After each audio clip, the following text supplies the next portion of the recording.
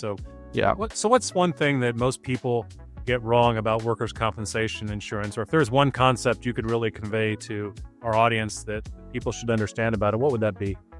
One thing that comes up regularly is the use of independent and subcontractors, and whether or not independent or subcontractors should be considered employees for the purposes of being covered under workers' compensation. And the argument that we hear a lot is, well, they're 1099. I pay them at 1099. They're not an employee. And it's important to keep in mind that 1099 is tax law. It's not labor law. Two obviously totally different things.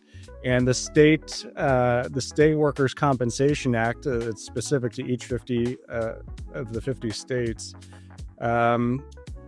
will determine whether or not somebody is considered an employee, whether or not they have a status as a 1099 independent contractor.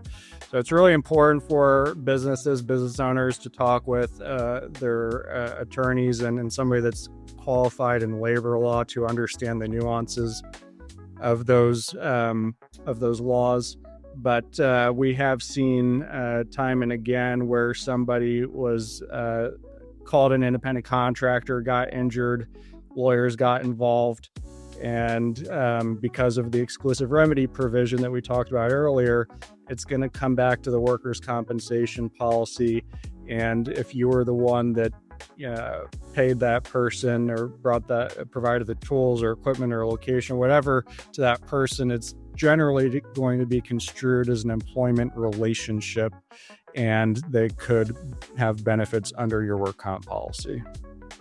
And on that point, isn't it with many states that, if you've hired a true 1099 or independent contractor employee, that if that employee doesn't have their own workers' compensation coverage, it falls upon the company employing them? Correct, yeah. So it's we really encourage the policyholders to get certificates of insurance from any independent contractors, subcontractors that they hire, showing that they do have workers' compensation insurance. That way, you're protected from them making a claim against your policy.